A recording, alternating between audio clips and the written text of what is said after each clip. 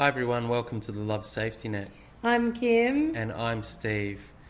In today's show, Kim says that she's going to pry into my emotional world a little bit so I can tell everybody in the audience a little bit about the emotional stuff that was going on for me back in the days when Kim and I were having some really big problems in our relationship. Well, we get questions nearly every day, Steve, of people wanting you to share more about that. And you've managed to dodge them pretty well so far, but I think it's time that you open up a little, hey? I'm extremely reluctant. I appear here reluctantly, but we'll do it because it is important stuff and we do need to share it, Kim. You'll be okay. Thank you. First off, we have a sale, though, that I'd like to share with you. And here is, again, our book, which is in print, and we've been letting you know about in the last few radio shows. But we've had some feedback and some really good input from professional people and from our audience. And because of that, our cover has changed. And here is what Back from the Looking Glass looks like now. Can you help me with that and see if we can position that so people can actually see it? It's a little bit glary. Okay, so I think that the new cover is a really good move, and it's a good suggestion because instead of having us on the cover, it actually has information. It says 13 steps towards a peaceful home, which is exactly what we're offering, and I think tells, gives a good idea of what you're getting inside of this book. That's left us in a little bit of a situation, though, where we have around 100 copies of this one with the old cover. They're brand new, but we have them left, and so we're offering them for only $14.99 delivered to our Australian customers only. Sorry, everyone else. But if you live in Australia, this is a great chance for you to pick up a copy of this, particularly if, say, you want more than one copy, maybe for family or friends. $14.99 delivered to anywhere in Australia. But so that everybody else doesn't miss out, we're also running a sale on this, the same book, but different cover. This is Back from the Looking Glass. Both versions have all been newly updated, new information, organised a little bit better. I've had a lot of help, and we're really proud with what we've come up with. It's now our 9th edition, but the first edition that's actually in print and not an ebook. So if you want a one with a new copy, with the new cover, I should say, we've got a special on with that is 20% off. But that's only for the next few days, so you really need to get in and order them today. And that you can buy them if you're in Australia or if you're anywhere in the world, and that will be plus shipping, but you'll get 20% off. So have a look at the buttons below and press the right button. Yeah, I'll mark it really clearly for them, I promise, Steve. Thank you. So back to our radio show, Kim, I was saying before that I'm reluctantly here to talk about a whole bunch of the emotional stuff that was going on for me as a man or as the guy who was the narcissist in the relationship and you being the codependent. So it isn't something I enjoy talking about. It's a long time ago for us, Kim. I mean, I suppose we should start by just saying that too, that it feels like an eternity ago in many ways that we were having so much trouble with our relationship, because now we're a team. We're a really good team. We work together. We're really good friends. We rely on each other, and things have come along a really long way. And we're actually, this is no BS. We're really good friends. But back then, Kim. So let me just get back to what's a good starting point. Maybe when you first went and started looking for help, when you could see that things weren't going really good with us, and maybe there were some cracks appearing around the edge in our relationship. Cracks appearing around the edges. It had been 10 years of sheer hell. Come on. It had been pretty bad. But when it got to the point when you really went, okay, I've got to do something, I've got to talk to somebody, what were some of the experiences you had, or where was the beginning of it for you? Well, I talked to a lot of people for a lot of years. But I think that really the beginning was when I discovered that, how you were behaving was symptoms of a disorder. When I first started learning about narcissistic personality disorder, and that was was really the problem. And I guess coming from a medical family growing up, I'd always heard that, an accurate diagnosis is 90% of the cure. So, I had a lot of hope at that point because I thought, oh, good. I'm going to have a bit more understanding of this now. But I was really quite wrong, because then when I started talking to people and getting advice and going and seeing support agencies and whatnot, and counsellors and doctors, and everything that they said to me was really very negative, extremely negative. And I think, to make it simple in my mind back then, I think the biggest question that I first wanted to know is just, how and why you could be doing the things that you were doing.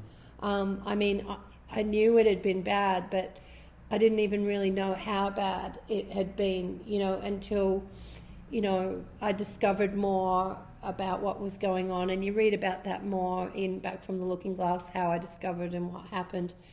But, I knew that you were putting me down and putting the kids down, and that you were extremely critical of us and fairly aggressive at home.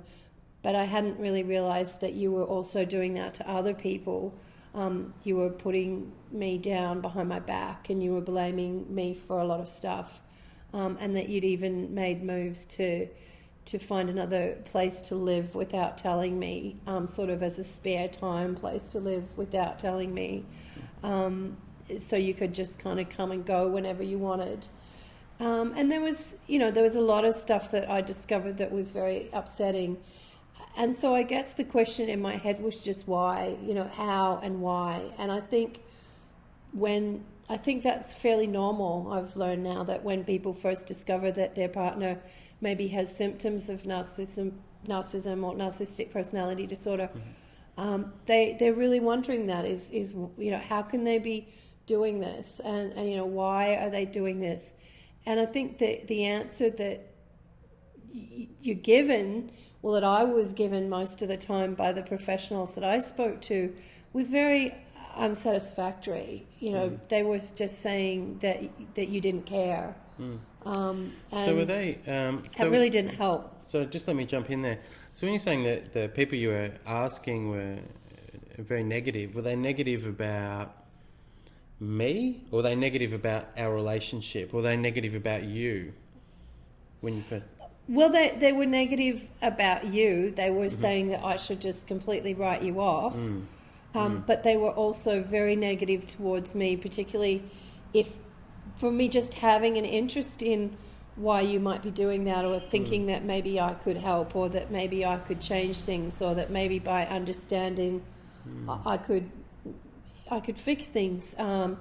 And people were very critical of that, and became very... I found bitter. They were just very bitter and nasty, and very much like I was just kidding myself. So they were sort of like, there was an idea that you were kidding yourself that you could find some answers, right? Is that fair to say? Yeah. Yeah. Right. So that would have made you feel... Well, I know what you're like, Kim, because you don't like letting a mystery go unsolved. You like to try and find answers to things. But I mean, that must have really... that must have sort of put you off... that must have been really disheartening and deflating.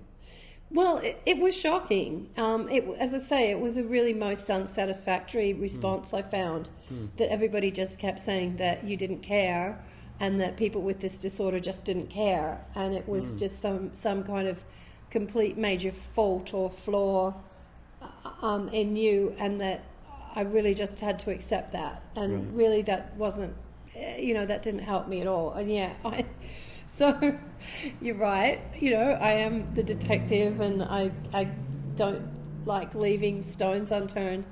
So I journeyed into that, and I don't think I really realised, what a dark place it was going to take me to, putting myself in your shoes back then. Because when I saw the things that you were doing, and, how long they'd gone on, I was really shocked at how quickly and easily you had just kind of discarded all of the trust and all of the love between us, and how little all of that seemed to mean to you. And where I knew that you did care. I knew that you did care about the kids, and I knew you did care about me.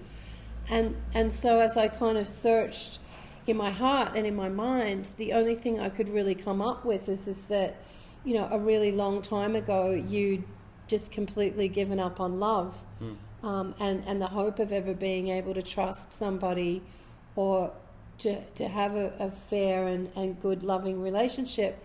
And that was a really dark place to be. I couldn't even really put myself there for very long. Yeah. You know, Yeah. it was just in that recent interview I did with Margie on Women of G+, that she was asking these questions. And, you know, I thought it would be really good, you know, after answering them, and that, you know, that if maybe we could get you to talk a little bit more about those times as well, because that was how I saw it. Yeah, well, that dark time that you pointed out, Kim, you know, that darkness that you try. I mean, it was interesting because, Kim, I mean, this is a bit of, I hope I'm not telling the story backwards here, but you really put yourself in my shoes and realised that I was in a dark place where I think, to be completely honest, I didn't think I was in a dark place. I just pretend that I wasn't in a dark place where really I was. And I think the more we've learnt about this, and the more I've thought about my particular situation, and the more I've heard from people writing to us on our site and in our blogs, etc., the more I know that how much darkness we carry with us for so long without realising it, and that does come from somewhere else, and it does get transferred later. And I think, you know, I look back to, you know, for me, in many ways, the times when I was growing up, I grew up in a time when my parents were not. There was a lot of infidelity going around, to put it bluntly, to be direct. Both my mother and father, you know, there were stories, and there was first-hand experiences I had, and I could see that, you know, there was no trust in my family whatsoever. And it's good you hit on that word, trust, there, Kim. I grew up in a family where there was no trust whatsoever. A lot of the infidelity, which caused intrigue and caused distrust and hate, and my parents both brought me up in that world, and it was very painful. And there's step parents and the whole complicated stuff with that. Now, I don't want to particularly single my parents out, because we're talking about the 60s, 70s, you know, early 80s, where I think that was a very immoral time, extremely immoral time, where a lot of things were being experimented with. You know, I think you've talked about it before, Kim. You being from California, you talk about the hot tub culture, you know, and the swinging culture, and and porn became such a massive thing in the 70s. It sort of branched out into film, and it became more popular. It became prestigious, you know, with the Playboys and Penthouse magazines. It became sort of like a high-priced consumer item. In terms of an immoral culture, you know, it translated through into how people were behaving. And, you know, we try not to be preachy, right? We do our best not to preach here. But that culture, you know, the moral culture that our society, Western society, is based on, is about nurturing children in a loving environment, because for centuries we've known that that's what kids need. And for me, I didn't really get that. I didn't get that level of trust between my parents and even my siblings, and, you know, and my wider family. So that translates into all sorts of pain that I carried through into, you know, this all happened well before I met you. You know, decade or more before I met you. So I mean, that's where we've identified that pain. You know, I mean, it's really, you know, it's I mean, for me, the guilt of what I did to Kim is really the hardest bit to talk about. But I think you felt guilty even before that, and, you know, you were carrying a lot of emotional hurt, and it's like you had sort of given up on the idea that you could ever have a happy ending, or that the happily ever after wasn't going to be real, or wasn't going to be possible for you, really before you'd even started. That's right. Yeah, absolutely, Kim. No happily ever after. That was BS. It just wasn't. It was a fairy tale. Yeah. And I mean, I worry now because I see children now are becoming cynical even younger and younger. And, that really concerns me. I think it was really important where you said it was, the style, or it became prestigious, pornography and swinging and all of those things in the 70s became prestigious. And popular. And I don't know if those times were any more immoral than our times now. I think that we still have those problems. And, of course, they were around before the 70s.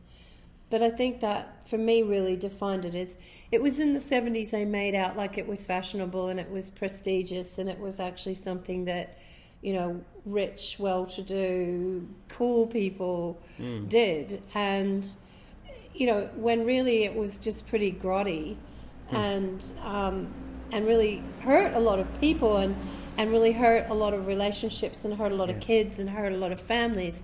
And people did come to recognize that.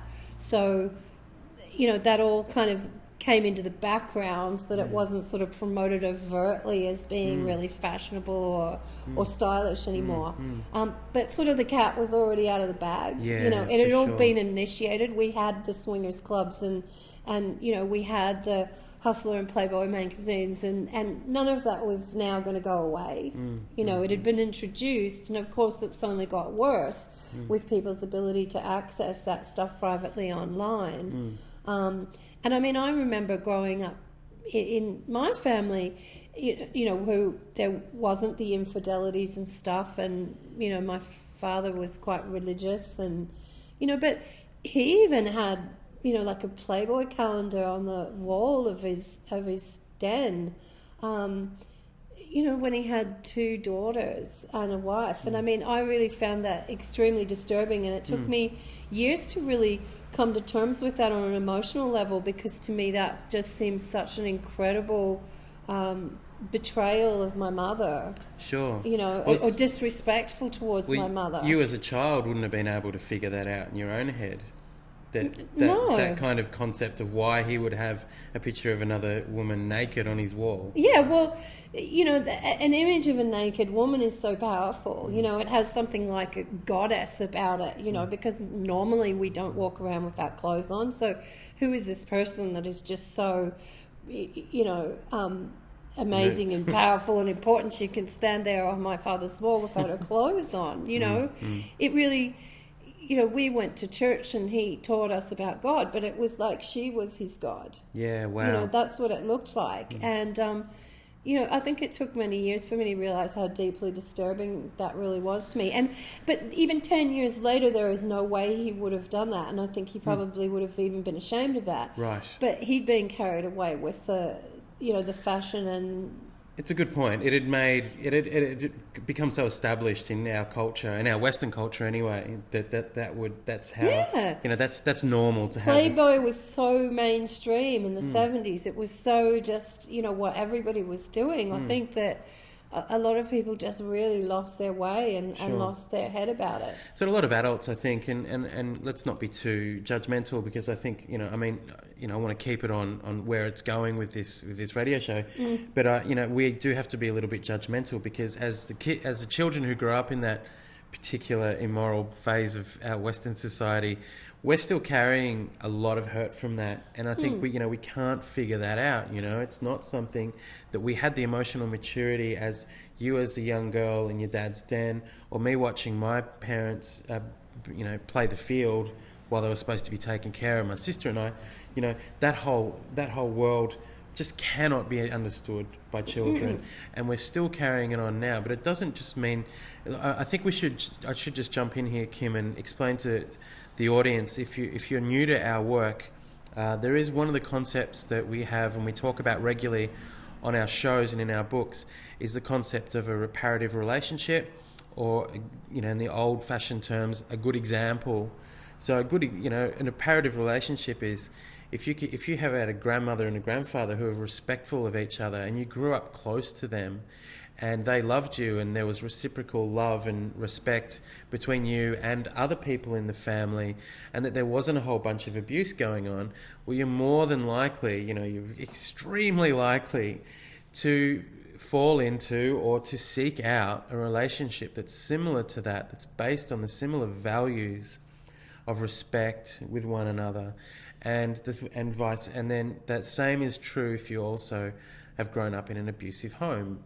If you've got an example of parents who are abusive towards each other, well, it's more than likely going to learn that. And that's all pretty basic kind of research that's going on now. But Kim and I have taken it to a new level with our work, where we're trying to be a good example for as many people, not just for our kids. I mean, we're absolutely doing it for our kids, but we've also taken it into a point where we've got print books and ebooks where people can learn from some of the mistakes we made as well.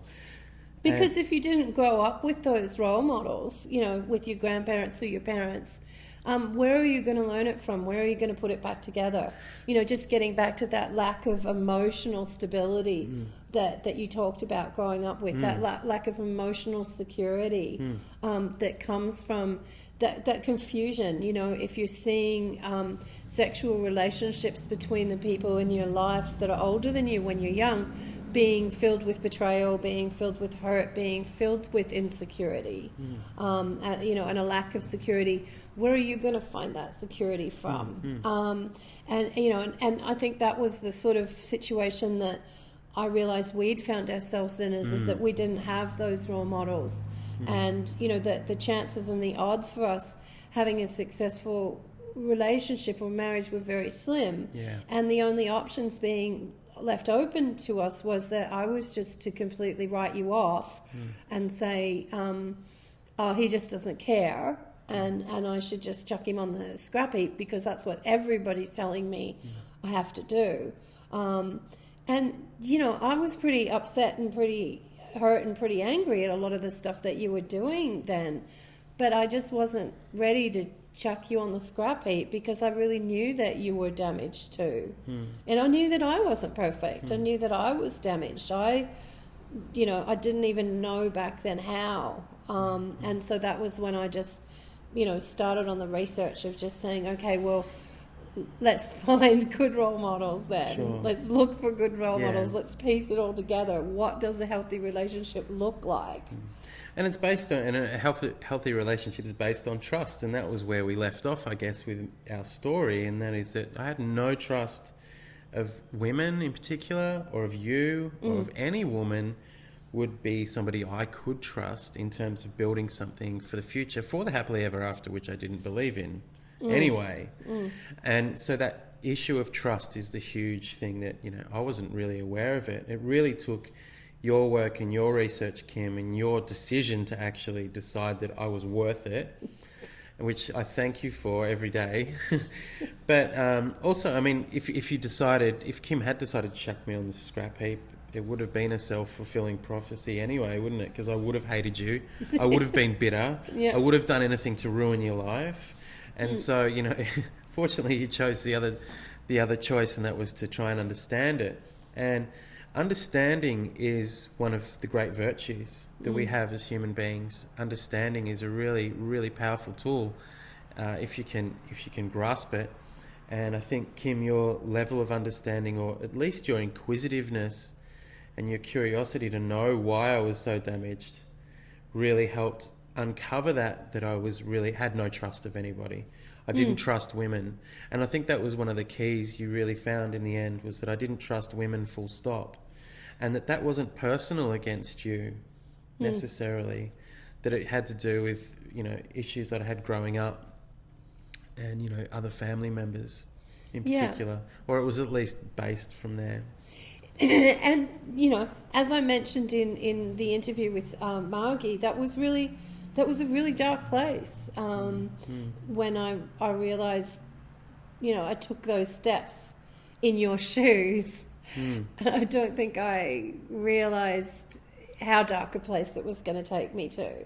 I couldn't actually stay there very long. I went, okay, I'm really going to need some help here. And, I guess that's why the first chapter of Back from the Looking Glass is called Going Where His Angels Fear to Tread, because I really did, embark on something that I knew wasn't going to be easy. And I knew it wasn't going to be solved from me just telling you that you could trust me. Right. When I wasn't behaving in a way that was trustworthy. I might have been not lying to you, and I might have been faithful to you and all of that, but there was other ways that I was letting myself down. There was other ways that I wasn't being responsible to myself. And so why should you trust me? Yeah, that's right.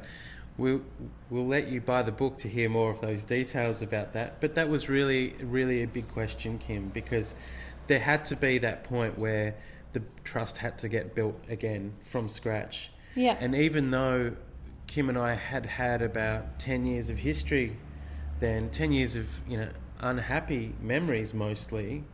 Fighting and fighting and arguing, and it was completely at loggerheads. Yeah. So, but we still took that baggage of all of those unhappy memories of 10 years into that place where we could start building some trust. Well, I mean, you were really the instigator of it. I was extremely reluctant to want to trust you. I just wanted to sit in that comfortable seat of hate and obstinance. Yeah, so tell us a little about the anger, because, that space, I know that there was a lot of anger in that space. You were feeling back then, because to feel like the world's unfair and that you've given up on love really before you've even started. I mean, to me, I guess that's why it was uncomfortable for me to stay in that place, because I realized, to me, it just felt like you must be angry even at God. Certainly angry at women, angry at the whole world, angry at God, angry at anything. Yeah. So I was angry at everything, and it's hard to, and I think, not to deviate too much from this conversation, but I think a lot of addictions are formed from that place of not, of hating, and I think, I was tobacco junkie, porn junkie, marijuana junkie, alcohol junkie, sugar junkie, anything. I'd just become a junkie. I'd never put a needle in my arm because I'm smart. Yeah. But that seed of hate it really leads you down a destructive path in so many ways. But I really did hate the world. You're right. And, I think you can, thinking back to where I was at, I was really hating the kids as well. That I really resented the kids. And it was really just the fact that I'd put myself there in many ways, I mean, based from the difficult childhood, the difficult emotional turmoil of what I've just explained previously. But I was just making those decisions to hate. And it's very, it meant that you suffered. Well, and it was self-perpetuating really, because that hatred then justified, if you felt life had been so unfair to you, it justified you being unfair to other people. Yeah. And then when you're unfair to other people, of course, they're not trustworthy and they let you down. And so it kind keeps going. So it goes into a sort of downward spiral, doesn't it? Yeah, you're right. Absolutely. Yeah. Yeah, that's how it goes. Yeah. That's how it was for me. And look, I have to say sorry. Hey, it's okay. I wasn't behaving at my best then either. But, I think that just sort of brings up for me is just remembering how before that I was really always looking for you to save me. I wanted you to save me. I wanted you to make me feel emotionally secure. Yeah, right. And, and I was really disappointed, and I felt betrayed and so angry at you that you wouldn't just be this Prince Charming that came and made me feel emotionally secure and made a happily ever after happen. And I think that was the really big shift, is when suddenly I realized just how emotionally insecure you were. Not only insecure, but just completely desolate. That you'd actually given up completely on the hope of ever having the happily ever after, or ever being able to trust the people, anyone that you're in a love relationship with. I suddenly that was really the point where I went, hang on, I'm going to have to be the hero here. Sure. And I'm sure you weren't really happy about that. Oh, not at all. It wasn't like, oh, wow, I want to be the hero. That was really, really disappointing for me, because I'd really wanted you to be the hero, Right. or some other hero to come, galloping into my life.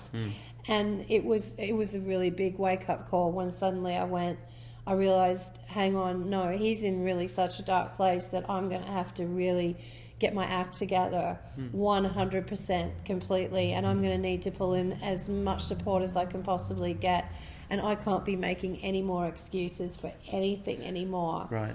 Because this is really serious. This is, as serious as someone drowning at the beach, but it wasn't just you out there drowning, it was you, and you were taking all of us with you. Yeah, absolutely.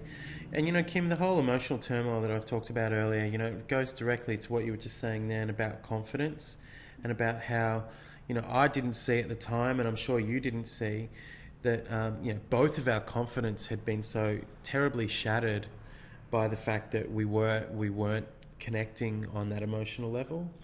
And that, and when you even decided that it was time to actually take the lead, like you were just explaining, you didn't really have the confidence, but you felt like you had no other option. No, none. None. But I mean, for me, and I think for a lot of other guys out there too, Kim, and this is where I hope some of you guys connect with this in some way, that finding that confidence is really not easy.